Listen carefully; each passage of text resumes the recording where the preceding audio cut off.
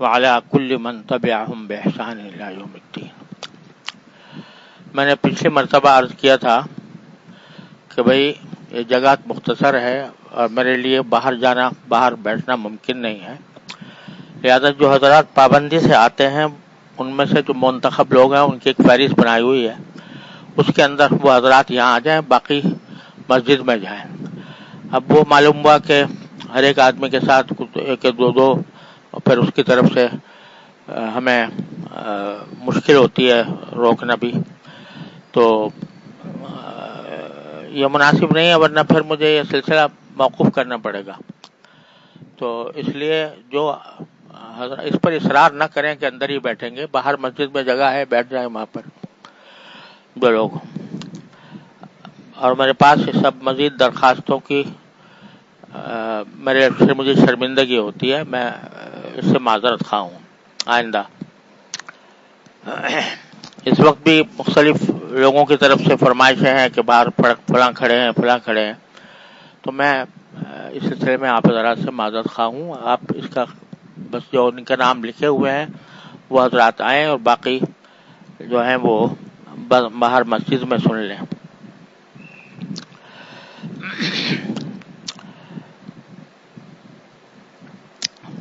یہ کتاب ہے حضرت حکیم الامت مولانا اشرف علی صاحب تھانوی قدس اللہ تعالی سرہ کی، شریعت اور طریقت۔ شریعت کیا ہے اور طریقت کیا ہے، اس کا بیان ہے اس میں۔ تو میں یہ سمجھتا ہوں کہ ہماری اصلاح کے لیے حضرت حکیم الامت مولانا اشرف علی صاحب تھانوی رحمۃ اللہ علیہ کی کتابیں، ان کے مواعظ، ان کے ملفوظات، وہ اس دور میں سب سے زیادہ مفید اور اصلاح کا ذریعہ ہوتے ہیں۔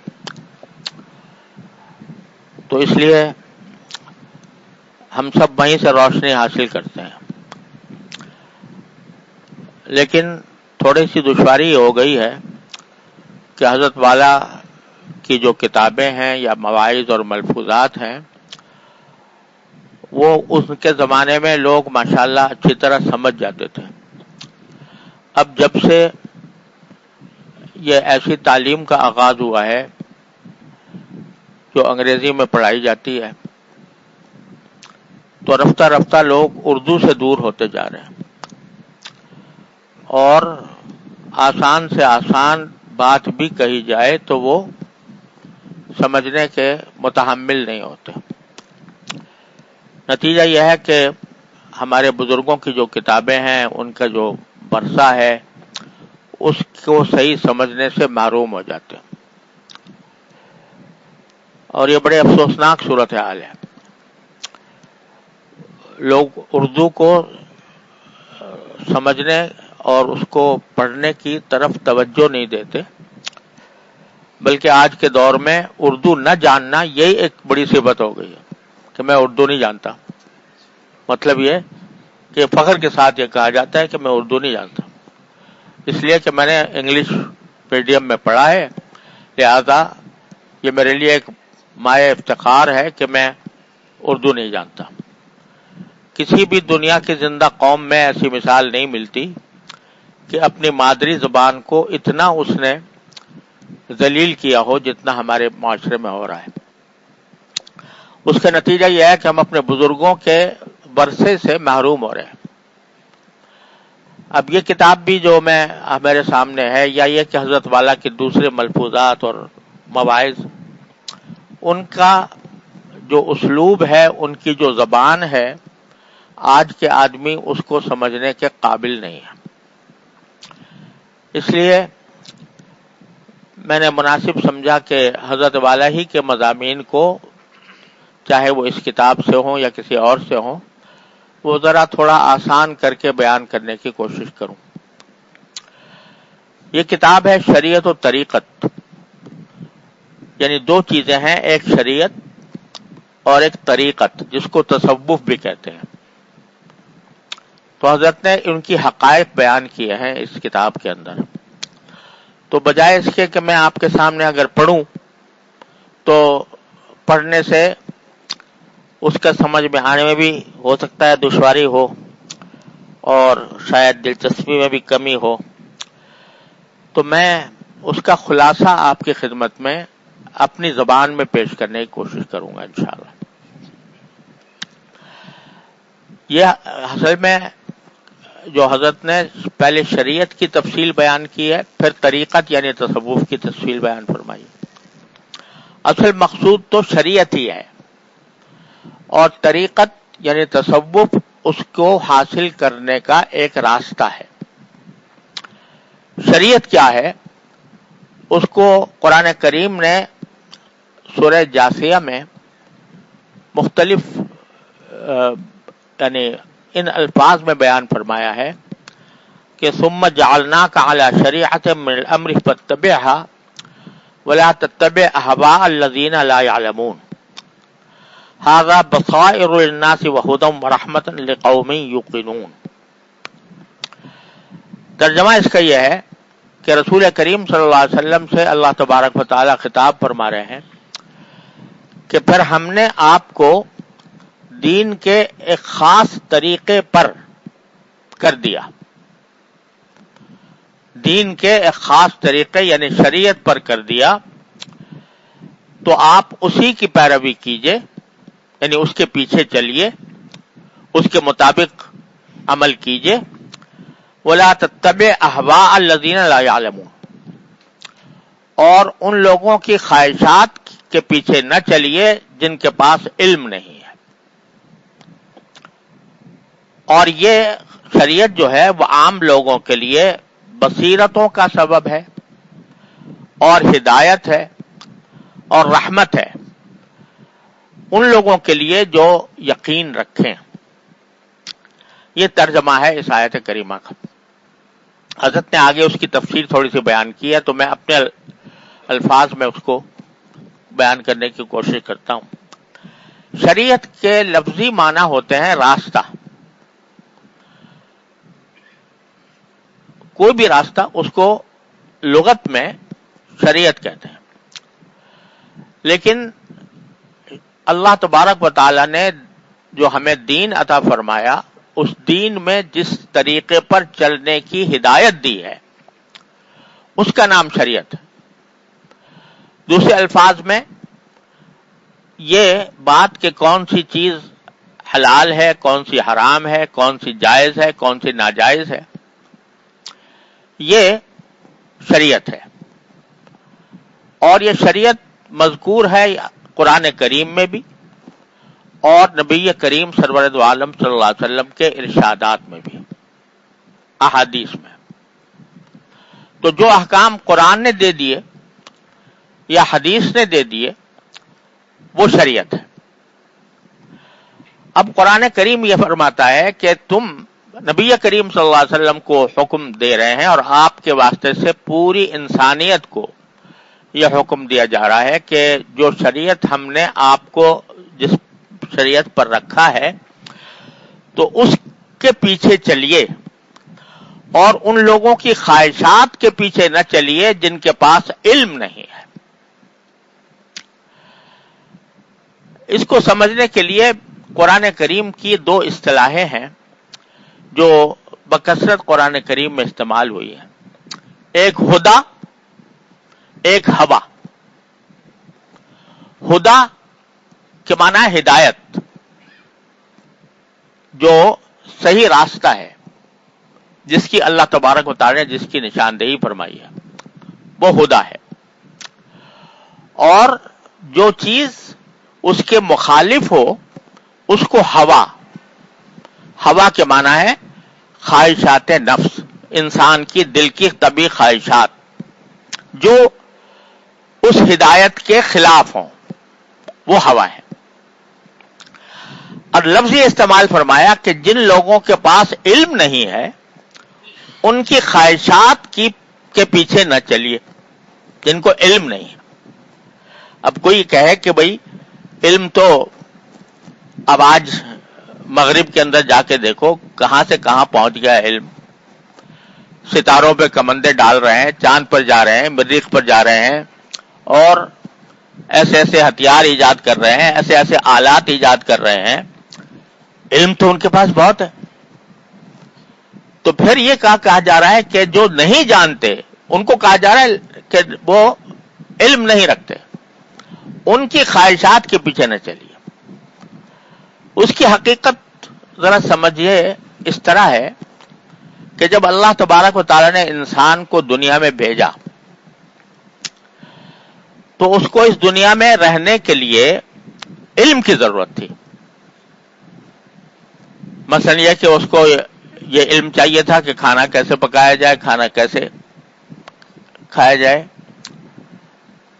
اور کون سی چیزیں ایسی ہیں جو کھانے کے لائق ہیں، اور ان کو کس طرح پکایا جائے گا، اور اس کو کیسے پیدا کیا جائے گا، کیسے اگایا جائے گا زمین کے اندر. کپڑے کی ضرورت ہے تو اس کو اس علم کی ضرورت تھی کہ کپڑا کیسے سیا جائے گا، کیسے بنایا جائے گا، کیسے سیا جائے گا. سواری کی ضرورت تھی تو سواری کس طرح کی جائے گی. یہ ساری باتیں اس کو جاننے کی ضرورت تھی. اللہ تبارک و تعالیٰ نے اس کے لیے انسان کو ایک تو یہ 5 حواس دیے، آنکھیں دیں دیکھنے کے لیے، کان دیے سننے کے لیے، زبان دی بولنے کے لیے، ناک دی سونگھنے کے لیے، اور اس کے ساتھ عقل بھی دی.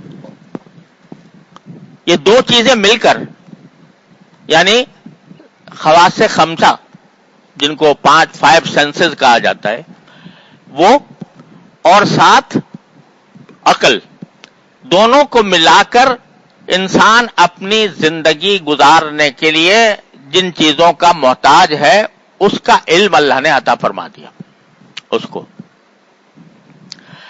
لیکن یہ علم جو ہے یہ تو بتاتا ہے کہ کپڑا کیسے سیو، یہ بتاتا ہے کہ کھانا کیسے پکاؤ، یہ بتاتا ہے کہ اگر کوئی دشمن حملہ آور ہو جائے تو کیسے اس کا دفاع کرو.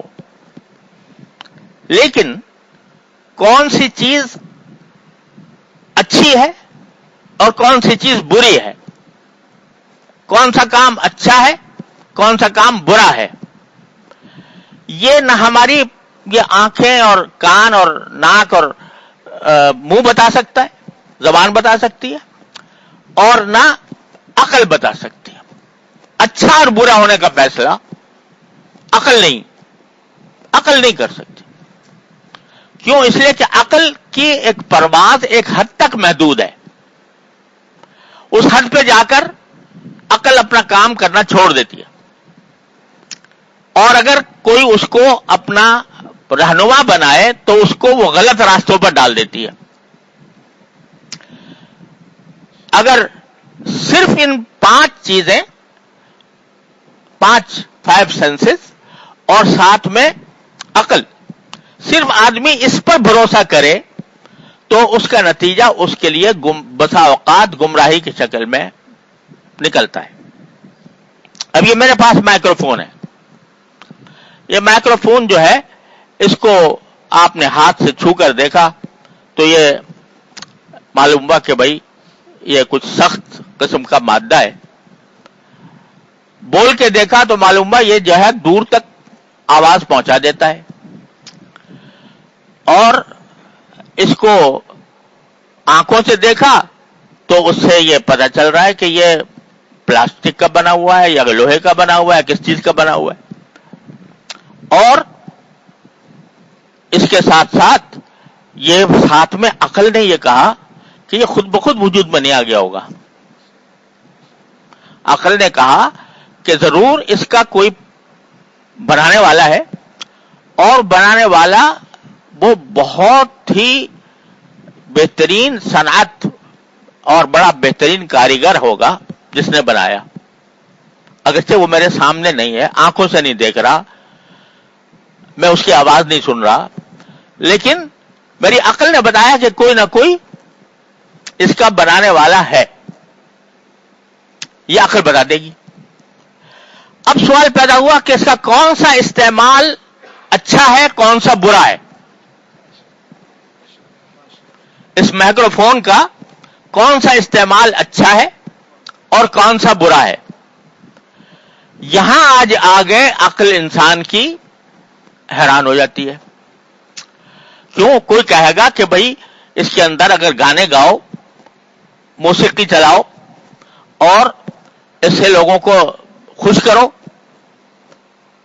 उनको शादकाम करो। कुछ लोग ये कहेंगे, कुछ लोग ये कहेंगे कि नहीं भाई, इसमें तो वाज कहो, नसीहत करो, अच्छे लोगों को अच्छे सबक दो, तालीम दो, तरबियत करो। और कोई कहेगा दोनों काम ठीक है भाई, ये भी करो और वो भी करो, तरबियत भी दो और तालीम भी दो, और साथ साथ इससे गाने बजाने का भी काम लो, इसमें बाजा बजाओ, इसमें म्यूजिक चलाओ ताकि लोग खुश हों। अब कुछ कहेंगे कि जी नहीं, म्यूजिक तो अच्छी चीज नहीं है। कोई कहेगा नहीं जी, म्यूजिक तो मौसीकी जो है वो रूह की ग़िज़ा है। समझे आप? रूह की ग़िज़ा है, वो तो इंसान के रूह को तवानाई बख्शती है। अब यहां आकर अकल जो है वो इधर उधर भटक रही है, समझे ना। और भटक इस तरह रही है कि जिस चीज को इंसान अकल समझ रहा है वो दरअसल उसकी ख्वाहिश है। जिस चीज को इंसान अकल समझ रहा है वो क्या है? उसकी ख्वाहिश है। तो अब जो शख्स इल्म को अपनी जगह पर इस्तेमाल करने के बजाय खैर और शर के फैसले के लिए इस्तेमाल करता है, तो वो दरअसल इल्म रखता ही नहीं। वला तत्तबि अहवा अल्लज़ीना ला यालमून, कि उन लोगों की ख्वाहिशात के पीछे न चलो जो इल्म नहीं रखते। इल्म नहीं रखते क्या माना? कि उनको पता नहीं कि अकल की हद क्या है। वो शरीयत के मुकाबले में अपनी अकल चलाते हैं और कहते हैं कि भाई ये इसमें क्या हर्ज है, ये तो अच्छी चीज है, इसमें क्या, इसको क्यों मना किया जा रहा है। तो ला तत्तबि अहवा अल्लज़ीना ला यालमून, उनको क्या कह रहे हैं कि इल्म नहीं है उनके पास। हालांकि इल्म तो है, इतने शानदार माइक्रोफोन इजाद किया, उसके तरीके, म्यूजिक के इतने सारे तरीके वज़ा कर लिए, उसके नाच गाने के तरीके वज़ा कर लिए, ये इल्म तो है।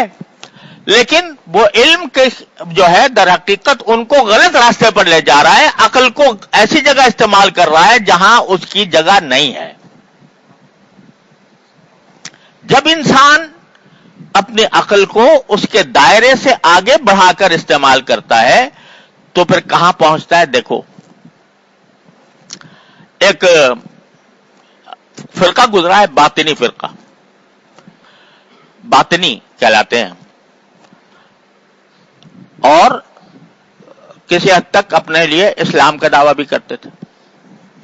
उनका एक लीडर है, वो ये कहता है कि ये पता नहीं लोगों में ये बेअक्ली कैसे पैदा हो गई कि एक आदमी है, उसकी एक बहन है और वो बड़ी खूबसूरत भी है और हुनरमंद भी है, सलीका शिआर भी है। वो तो उठाकर दूसरे को दे देते हैं, उसको तो उठाकर दूसरे को दे दिया, दूसरे से शादी कर दी। और एक ऐसी लड़की ले आए कि जो ना उसकी तरह खूबसूरत थी, ना उसकी तरह सलीका शिआर थी, ना हुनरमंद थी, उसको लाकर अपनी बीवी बना लिया, अपने घर में रख लिया। अगर अकल होती तो अपनी दौलत अपने ही घर में रखते। अलियाज़ु बिल्लाह। तो वो अकल की बुनियाद पर कह रहा है ये बात। इसी अकल की बुनियाद पर यहां मगरिब ने यह कहा कि भाई ये निकाह क्या चीज है, इससे तो खामखा बंदिश हो जाती है, दो आदमी अपने रिश्ते में बंध जाते हैं, एक वो शौहर एक बीवी। इंसान को अपनी ख्वाहिश पूरी करनी है तो क्या जरूरत है निकाह की।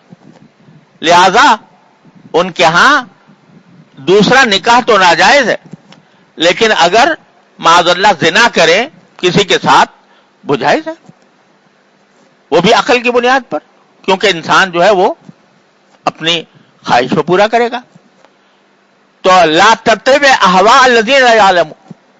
और फिर बात यहीं तक नहीं, अब तो आप जानते हो कि कहां से कहां बात पहुंच गई है। मर्दों की शादी मर्दों से हो रही है, اور کوئی شخص اس کے خلاف بولے تو وہ مطعون ہے، وہ اس کے اوپر تانے دیے جاتے ہیں، اس کو برا سمجھا جاتا ہے، بلکہ قانون کی گرفت میں آ جاتا ہے۔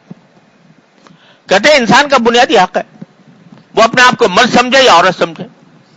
یہ ٹرانسجینڈر کا جو معاملہ پیدا ہوا ہے وہ یہ ہے، اور اب تو اتنی قسمیں آ گئی ہیں، یعنی مرد عورت دو قسمیں تھی نا، اللہ نے دو بنائی تھی، اب وہ کہتے ہیں جی ایک تیسری بھی ہے اور ایک چوتھی بھی ہے، ایک پانچویں بھی ہے، ایک چھٹی بھی ہے، ایک ساتویں بھی ہے، 9 قسمیں بنا دی ہیں ہم نے اب انسان کی۔ تو وہ عجیب غریب، یعنی آدمی پڑھ کے حیران ہوتا ہے۔ آپ نے سنا ہوگا کہ اب انسان کو کتا بننے کی اجازت ہے، کتا بنے جی اس کا حق ہے، وہ اگر وہ اپنے انسان بننا پسند نہیں کرتا کتا بن جائے، باقاعدہ اس کے لیے آپریشن ہو رہے ہیں، اور وہ کتا بن کر وہی کتے کی جیسی خصلتیں اختیار کرتا ہے۔ یہ سب کیا ہو رہا ہے؟ یہ کہ عقل جو تھی جس کام کے لیے اللہ نے وضع کی تھی اور جہاں تک اس کی حد تھی اس کو آگے نکال دیا گیا۔ آگے کہے پر نکالا گیا؟ خواہشات۔ اب خواہشات جو ہیں وہ تو لامتناہی ہیں، ان کے اوپر کوئی روک نہیں، ان پر کوئی بند نہیں۔ تو کل یہ خواہش پیدا ہوئی تھی کہ بھئی زنا کو جائز کرنا چاہیے، بعد میں یہ خواہش پیدا ہو گئی کہ مرد مرد آپس میں لطف اندوز ہوں تو اس میں بھی کوئی مذاکرہ نہیں ہے۔ پھر یہ بھی آ گئی کہ بھئی جب ہو سکتے ہیں تو شادی کیوں نہ ہو ان دونوں کے درمیان، وہ شادی بھی ہونی شروع ہو گئی، اور یہ خواہشات نے انسان کو کہاں سے کہاں پہنچا دیا۔ اس کو کہہ رہا ہے قرآن کہ اب شریعت یا اس شریعت پر ہو جاؤ جو ہم نے تمہارے لیے بھیجی ہے، اور ان لوگوں کے پیچھے نہ چلو کہ جو خواہشات کو عقل میں سمجھے ہوئے ہیں، خواہشات کو علم سمجھے ہوئے ہیں، فلسفہ بنا لیا اس کو فلسفہ بنا لیا، اپنی خواہشات کو ایک فلسفہ بنا لیا۔ ہر ناجائز چیز کے لیے اس کا کچھ نہ کچھ عقلی فلسفہ موجود ہے ان کے پاس۔ اب آپ اور ہم تو یہاں بیٹھ کر بڑی ہو سکتا ہے لعنت بھیجیں اس بات کے اوپر کہ بھئی مرد مرد سے شادی کرے، لیکن جا کے دیکھو مغرب میں ان سے جا کے بحث کرو، وہ فلسفہ بیان کریں گے، وہ کہیں گے اس کے اندر فلاں انسان کے بنیادی حقوق میں سے ہے یہ کہ وہ یہ کام کر سکے۔ بڑے فلسفے ہیں، کتابیں لکھی جا رہی ہیں، اس پر تقریریں ہو رہی ہیں، مقالے لکھے جا رہے ہیں، پھیلائے جا رہے ہیں۔ وہاں پر ہمارے خود میں انگلینڈ میں گیا تھا، تو جاتا رہتا ہوں، تو وہاں جو ہمارے مسلمان اسکول ہیں بچوں کے تعلیم کے لیے جو قائم کیے گئے ہیں، ان کے لیے ایک سب سے بڑا مسئلہ یہ بنا ہوا ہے کہ ان کے ذمے لازمی ہے سیکس کی تعلیم، اور اس سیکس کی تعلیم میں لازمی ہے کہ یہ ہومو سیکسولیٹی کو، یعنی ہم جنس پرستی کو، اس کو سمجھائیں کہ یہ کوئی بری بات نہیں ہے، بچوں کو سمجھائیں، یہ لازمی ہے۔ وہاں اسکول جو ہیں وہ اسکول کے جو محتمم لوگ ہیں وہ آ کے پوچھتے ہیں کہ کیا کریں، ہم کس مصیبت میں مبتلا ہو گئے کہ ہم یہ ان کو پڑھا رہے ہیں، سب کچھ پڑھا رہے ہیں، لیکن ہمیں لازم کیا گیا ہے ہمارے اوپر کہ ہم ان کو یہ بتائیں کہ ہومو سیکسولیٹی کوئی بری چیز نہیں ہوتی، یہ پڑھانا ضروری۔ ایک طرف آزادی اظہار رائے ہے اور دوسری طرف جبر ہے کہ پڑھاؤ، ہماری رائے کے مطابق پڑھاؤ، ہمارے سمجھ کے مطابق پڑھاؤ۔ مصیبت میں ہے وہاں کے اسلامی اسکول والے، مصیبت میں آ گئے۔ اور ابھی ایک میرے پاس وہاں سے برطانوی ہائی کمشنر سے ایک خاتون آئی تھی جو وہاں کی کسی بڑی عہدیدار تھی، فرسٹ سیکرٹری تھی یا کیا تھی، وہ سیاسی اور سماجی معاملات کے اندر وہ آ کر اپنی کہانی سنا رہی تھی۔ تو میں نے ان سے کہا، میں نے کہا ایک طرف آپ لوگ کہتے ہیں کہ ہر ایک کو اپنے دین پر عمل کرنے کا حق حاصل ہے اور ہر ایک کو اپنی رائے کے مطابق عمل کرنے کا حق حاصل ہے، آزادی اظہار رائے کا آپ نام لیتی ہیں، لیکن ہمارے اسکولوں کے اندر، مسلمانوں کے اسکولوں میں آپ کی طرف سے لازم کیا جا رہا ہے کہ یہ پڑھائیں. یہ کیوں؟ اگر کوئی نہیں پڑھانا چاہتا تو اس کو کیوں آپ نے پابند کرتے ہیں اس کے اوپر؟ کہنے لگا جی یہ تو انسان کے بنیادی حقوق میں شامل ہے، انسان کے بنیادی حقوق میں شامل ہے، اور جب بنیادی حقوق ہے تو ہم وہ پڑھائیں گے، پڑھانے پر مجبور بھی کریں گے. بات کہاں سے کہاں پہنچی؟ تو یہ خواہشات نفس جو ہیں، میرا دل فلاں چیز کو چاہ رہا ہے، میں اس کو اچھا سمجھ رہا ہوں، میں اس کو برا نہیں سمجھتا. یہ خواہشات جب ان کے پیچھے چل پڑتا ہے انسان، اور وہ خواہشات جو ہوتی ہیں وہ پھر عقل کا لبادہ اوڑھ لیتی ہیں، وہ خواہشات عقل کا لبادہ اوڑھ لیتی ہیں. وہ عقل جو ہے نا وہ ایک حد تک کام کرتی ہے، اس سے آگے نہیں جاتی. جہاں عقل کی پرواز دم توڑ جائے وہاں سے وحی کا آغاز ہوتا ہے، وہاں سے وحی کا آغاز ہوتا ہے. جہاں عقل کام نہیں دے رہی، غلط فیصلے کرا رہی ہے، خواہشات کو اپنا امام بنایا ہوا ہے، وہاں پر ایک ہی راستہ ہے کہ جس نے پیدا کی یہ کائنات، جس نے آسمان و زمین پیدا کیا، اے انسان جس نے تجھے پیدا کیا، تیری عقل اس نے پیدا کی، تیرے دیکھنے سننے کی صلاحیتیں اس نے پیدا کی، جو کچھ تو پڑھ رہا ہے اس کی سمجھ تجھے عطا کی. تو کہتا ہے کہ میں ہوں سب سے زیادہ جاننے والا خیر و شر کا، کہ اچھی چیز کیا ہے بری چیز کیا ہے. وہ تو اللہ کا کلام ہے، اللہ کا حکم ہے کہ جس کے ذریعے انسان کو ہدایت ملتی ہے ایسے مواقع پر کہ جہاں عقل کام نہیں دے رہی بلکہ غلط نتیجے برآمد کر رہی ہے. خواہشات نفس کو عقل بنا دیا ہے.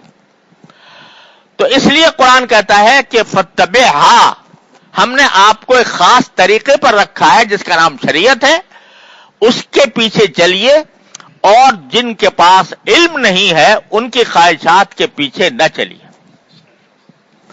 وہ اگرچہ اپنے آپ کو بڑا علم والا سمجھتے ہوں، ٹھیک ہے، بے شک تمہیں دنیا کا بہت کچھ علم ہے اور تم نے تجربات بھی بہت کیے ہیں، چاند پہ بھی پہنچ گئے، مریخ پہ پہنچ گئے، سب کچھ کر لیا.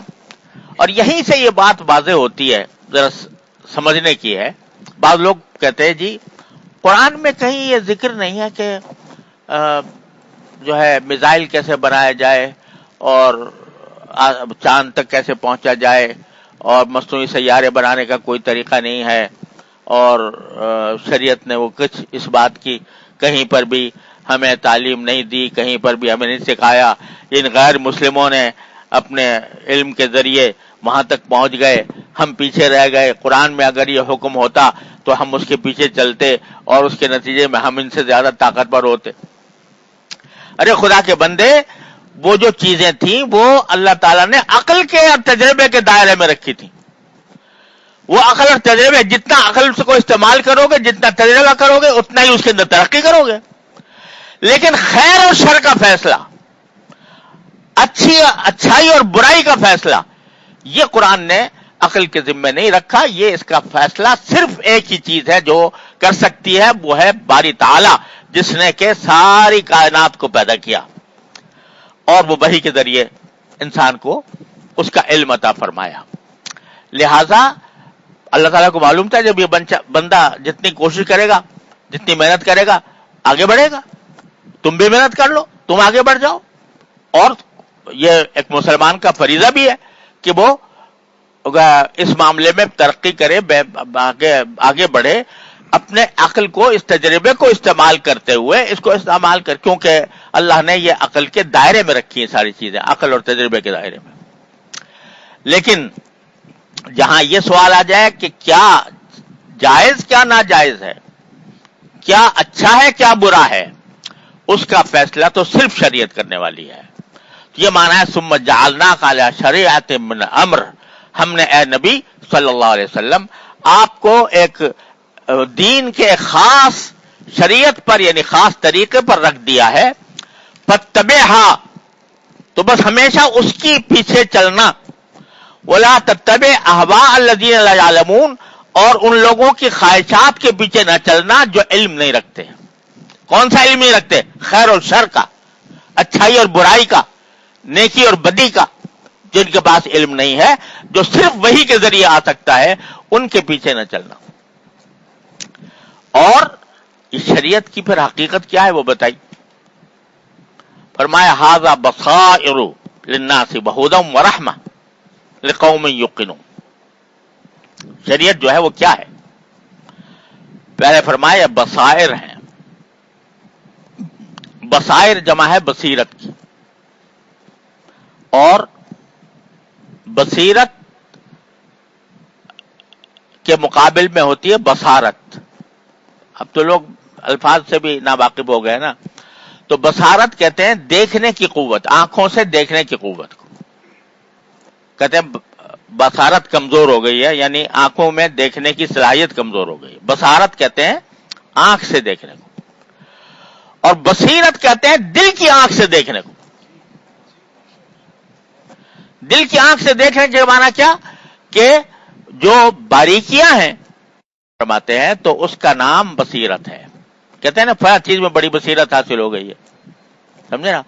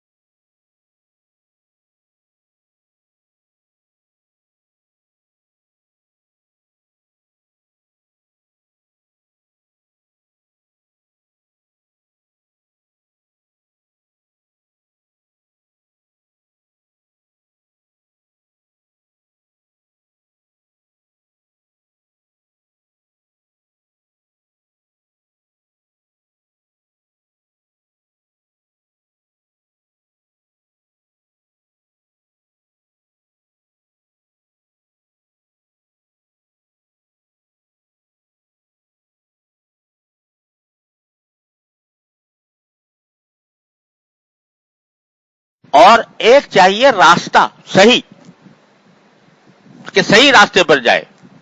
लाहौर जा रहा है तो लाहौरी के रास्ते पर पड़े, कोयटा वाले रास्ते पर ना जाए। तो एक चाहिए बसीरत, वो बसारत यानी आंखों का देखना, और चाहिए ऐसा रास्ता जो इंसान को मंजिल मकसूद तक पहुंचाने वाला हो। अगर गलत, तो आंखें भी इस्तेमाल कर रहा होगा लेकिन गलत रास्ते पर चल रहा होगा, तो वो कभी अपनी मंजिल तक नहीं पहुंच सकता।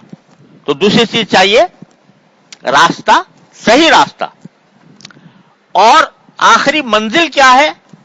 वो है रहमा, कि अल्लाह ताला की रहम का, उसके फजल व करम का इंसान मौरद बने।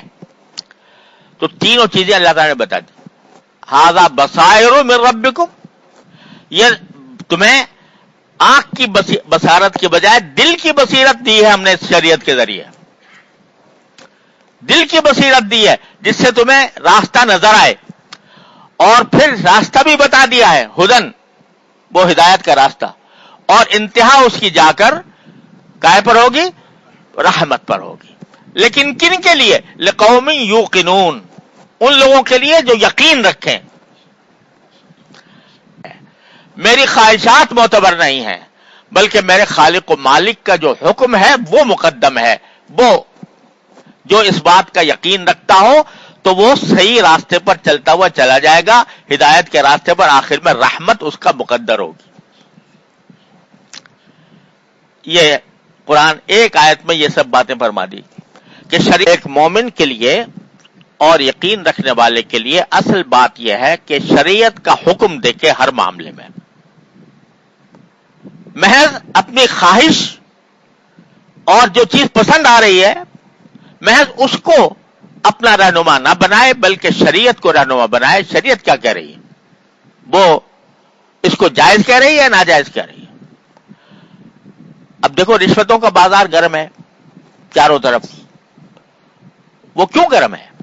اس لیے کہ خواہش نفس یہ ہے کہ پیسہ زیادہ سے زیادہ کما لو، جس طرح سے مل جائے، اب وہ حلال طریقے سے ہو یا حرام طریقے سے ہو، مل جائے۔ تو اب وہ خواہش نفس جو ہے آدمی اس کے پیچھے چل رہا ہے، اور جو حکم تھا جو الراشی والمرتشی کلاہما فی النار، کہ رشوت دینے والا بھی رشوت لینے والا بھی دونوں جہنم میں ہوں گے، وہ بھول گیا۔ تو اس کے پیچھے چلنے کے بجائے خواہشات کے پیچھے چل رہا ہے۔ تو یہ جو ہے یہ ایک ایسی آیت کے اندر ہمیں اتنی بڑی ہدایت عطا فرمائی اللہ تعالیٰ نے کہ جب بھی تمہارے سامنے کوئی چیز آئے جس کے بارے میں یہ سمجھنا ہو کہ یہ صحیح ہے یا غلط ہے، اچھی ہے یا بری ہے، تو اس میں اپنی خواہشات کے ذریعے فیصلہ نہ کرو، شریعت سے۔ شریعت کیا کہتی ہے، یعنی اللہ کا حکم کیا کہتا ہے؟ تو اللہ کا حکم جس چیز کو منع کر دے اس کو سمجھو کہ برا ہے، اور اگر اللہ کا حکم اس کے جائز ہونے کا یا اچھا ہونے کا کہتا ہے اس کے اوپر عمل کر لو، ورنہ تمہاری گمراہی کی کوئی انتہا نہیں ہوگی، کہاں سے کہاں پہنچ گیا ہے مغرب اسی خواہشات کے پیچھے چلنے کے نتیجے میں۔ اس لیے اصل چیز ایک مومن کے لیے وہ شریعت ہے، اس پر عمل کرنا ہے۔ شریعت کیا؟ کریم صلی اللہ علیہ وسلم، اس کو اس میں جو کچھ حکم آ گیا اس کے آگے سر تسلیم خم۔ دیکھو وہ جو جاہلیت کے لوگ تھے وہ کہتے تھے کہ انما البیع مثل الربا، کہ بیع بھی تو ربائی سودی جیسی چیز ہے، وہ بھی ایک معاملہ ہے، یہ بھی ایک معاملہ ہے، تو وہاں پر بھی منافع اور مل رہا ہے اور سود میں بھی مل رہا ہے، تو کیا حرج ہے اس میں؟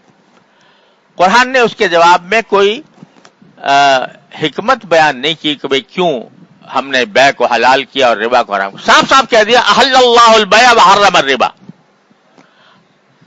یہ سب بکواس ہے تمہاری کہ بھئی یہ دونوں برابر ہیں، ایک جیسے ہیں، تمہیں علم نہیں، احواء الذین لا یعلمون میں تم داخل ہو۔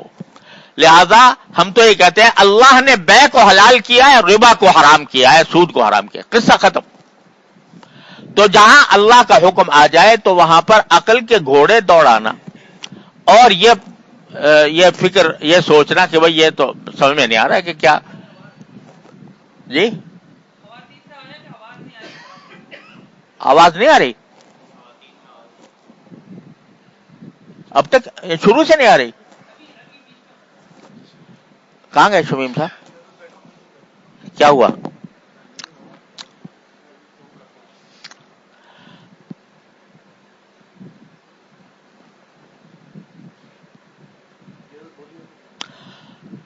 تو خلاصہ یہ ہے کہ شریعت ہے اصل ہماری۔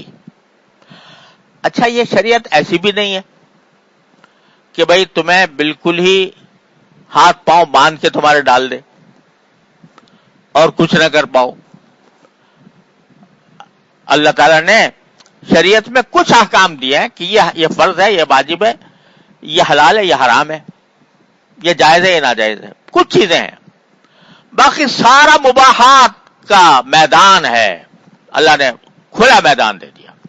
روزی کماؤ، کرو، تجارت کرنا ہے کرو، اچھا کھانا کھانا ہے کھاؤ، اچھا لباس پہننا ہے پہنو، لیکن بس چند حدود اللہ تعالیٰ نے ما جعل علیکم فی الدین من حرج، اللہ تعالیٰ نے تمہارے دین کے اندر کوئی تنگی نہیں رکھی۔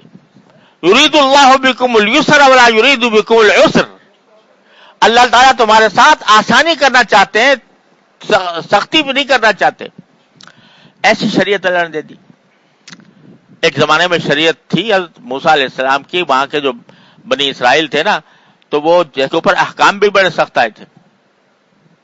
کپڑے کو اگر نجاست لگ جائے تو ان کا حکم، ان کے یہاں حکم یہ تھا کہ پاک کرنے کا راستہ نہیں، کاٹ دو اس کو، کپڑے کو. سمجھے؟ توبہ کروائی تو اپنے آپ کو مار ڈالو، یہ کر کے حکم آیا تھا. یہ ان کی شرارتوں کی سزا کے طور پر اللہ نے بڑے سخت احکام دیے تھے. لیکن رسول کریم صلی اللہ علیہ وسلم جو خاتم الانبیاء ہیں، آپ کو جو شریعت عطا فرمائی گئی وہ شریعت کیسی ہے؟ امتن وسطا، وہ اعتدال والی، کہ نہ اس میں سختی زیادہ ہے اور نہ بے حد نرمی ہے، بلکہ متوسط انداز کی اعتدال کے ساتھ احکام عطا فرمائے گئے. تو جب اللہ نے خود تمہارے لیے کہہ دیا کہ ہم تمہارے لیے مشکل نہیں چاہتے، آسانی پیدا کرنا چاہتے ہیں، ہم تمہارے اوپر تنگی نہیں کرنا چاہتے، لیکن جو حکم ہم دیں اس کو بے چونو چرا مان لو، اس کے آگے اپنے عقل کے گھوڑے نہ دوڑاؤ، وہ حقیقت میں عقل نہیں ہوگی، وہ تمہاری خواہشات ہوں گی، اس لیے ان کے پیچھے نہ چلو. اور یہی راستہ ہے کہ جو آخر میں باری تعالیٰ کی رحمت تک لے جائے گا. ھذا بصائر وہدی ورحمۃ رحمۃ للقوم یوقنون. نہیں، ملاؤں کے نزدیک حرام ہے اور صوفیوں کے نزدیک مباح ہے، حالانکہ شریعت ایک ہی ہے، چاہے وہ ملا کے پاس ہو یا صوفی کے پاس ہو، شریعت ایک ہی ہے.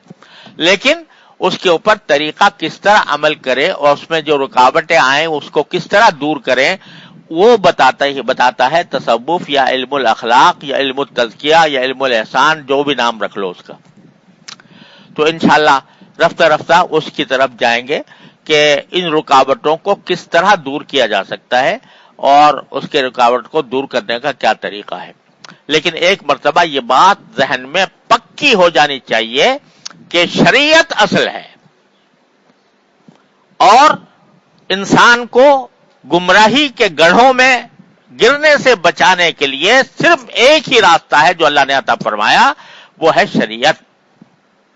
شریعت کے اوپر عمل کر لو تو گمراہیوں سے بچو گے. اللہ تعالیٰ اپنی رحمت سے ہم سب کو اس کی توفیق عطا فرمائے. صلی اللہ تعالی علی خیر خلقہ سیدنا محمد. اللہم صلی وسلم. دعا کر لیں بھائی. اللہم صلی علی سیدنا مولانا محمد کما صلیت علی ابراہیم وعلی آل ابراہیم انک حمید مجید. ربنا ظلمنا انفسنا وان لم تغفر لنا وترحمنا لنکن من الخاسرین. یا اللہ اپنے فضل و کرم سے، اپنی رحمت سے ہمارے گناہوں کو معاف فرما. یا اللہ ہمارے اعمال و اخلاق کی اصلاح فرما. یا اللہ ہمیں صحیح سمجھ عطا فرما. یا اللہ جو آپ کی وحی کے نور سے مستفید ہو ایسی عقل عطا فرما. یا اللہ اس پر عمل کرنے کی توفیق عطا فرما. شریعت کی عظمت اور اہمیت یا اللہ ہمارے دلوں میں جاگزین فرما دے. یا اللہ شریعت کی اہمیت کو ہمارے دلوں میں جاگزین فرما دے. اپنی رحمت سے اس شریعت پر عمل کرنے کی توفیق عطا فرما. اور اللہ خواہشات نفس کے پیچھے چلنے سے کے خلاف خواہشات نفس کے پیچھے چلنے سے اللہ ہمیں بچائیے، اور اس راستے کی جو رکاوٹیں ہیں اپنے رحمت سے فضل و کرم سے ان کو دور فرما دیجیے. اور اللہ ہر طرح کے شر سے، شیطان کے شر سے، نفس کے شر سے اللہ ہماری حفاظت فرمائیے. یا اللہ یا رحمان یا رحیم یا کریم ہماری مکمل اصلاح فرما دیجیے. اپنے یا اللہ اپنے خاص بندوں میں ہمیں شامل فرما لیجیے، جو آپ کی بندگی کرنے والے ہوں، جو جن کے اندر اخلاص ہو، جن میں تواضع ہو، جن میں یا اللہ آپ کے رسول کریم صلی اللہ علیہ وسلم کی سنتوں پر عمل کرنے کا جذبہ ہو. یا اللہ ایسے لوگوں میں ہمیں شامل فرما دیجیے. یا اللہ اس وقت فلسطین میں بہت بڑا معرکہ برپا ہے. یا اللہ مسلمانوں پر ظلم ہو رہا ہے. یا اللہ اپنے رحمت سے، اپنے فضل و کرم سے مسلمانوں کے حال پر رحم فرمائیے. یا اللہ رحم فرمائیے. یا اللہ ہمیں ان کی مدد کرنے کی توفیق عطا فرمائیے. یا اللہ اپنے رحمت سے مجاہدین کو یا اللہ کی نصرت فرمائیے، غیب سے نصرت فرما دیجیے. یا اللہ غیب سے نصرت فرما دیجیے. یا اللہ ہمارے تمام حاجات کو اپنی رحمت سے پورا فرما دیجیے. تمام جائز حاجتیں ہماری پوری فرما دیجیے. تمام مشکلات کو دور فرما دیجیے. وصلی اللہ تعالی علی خیر خلقہ سیدنا مولانا محمد وعلی آلہ وصحبہ اجمعین. آمین برحمتک.